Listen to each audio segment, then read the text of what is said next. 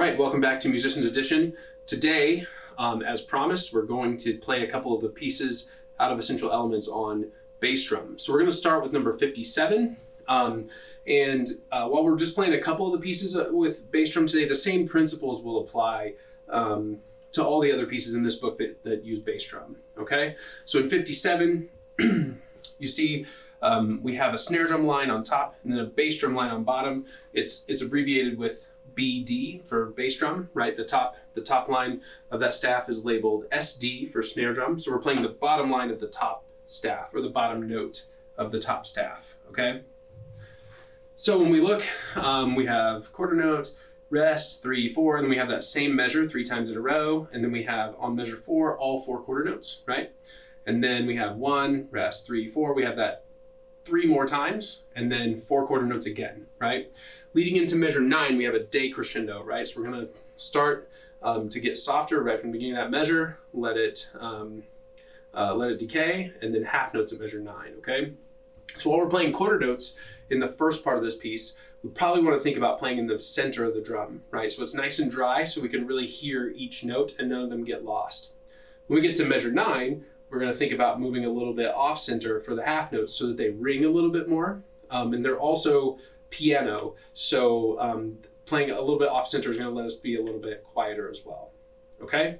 Then when we get back to 13, you see we have a crescendo that takes us into 13, and then we're back into quarter notes. So we're going to move back to the center of the drum and play a little bit louder there than we did at the beginning of 57. Okay? So we kind of have 3 sections. The first section we're going to play in the center, mezzo forte, medium loud. In the middle section, which is 9, 10, 11, and 12, we're going to play a little bit off center, play a little bit softer, play a nice crescendo. When we get to the crescendo, we'll move to the center of the drum. And then 13 to the end is all going to be in the center of the drum, and it's going to be louder than what we played at the beginning of the piece. Okay? All right, let's give this a shot. And 1, 2, ready, go.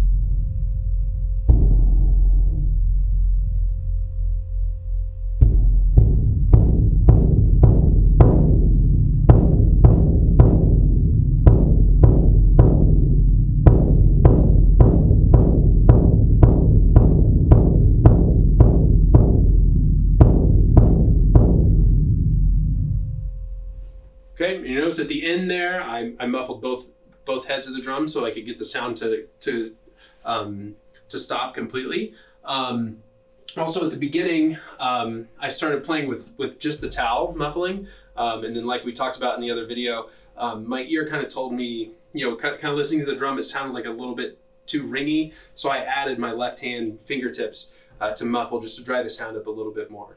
Okay, so that's number 57. Let's check out number 58. So number 58 is you see it's called Hard Rock Blues, right? So it's more of we're kind of imitating a drum set here a little bit with our bass drum. So I'm actually going to go ahead and muffle with my knee here and play in the center. That way I get a nice dry and punchy sound, kind of like what we would get from the bass drum on a drum set, all right?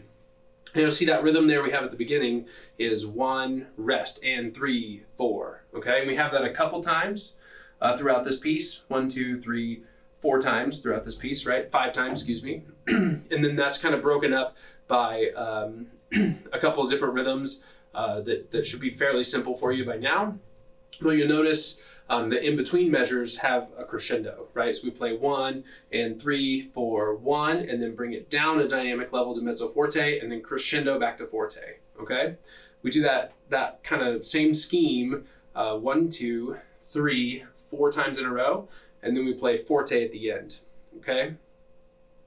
Now you'll notice there are 2 notes here that are marked as solo on the second line, right, towards the end. And those notes that are marked solo means that nobody else in the whole band is playing there except for bass drum. So you want to play those notes a little bit extra loud so that everyone can hear them, and because it's a solo. And bass drummers don't typically get a whole lot of solos, okay? So let's try this from the beginning. So we're starting at forte, we're gonna muffle with the knee, right? Make sure we're good and positioned here, dead center of the head. All right, and here we go. 1, 2, ready, go.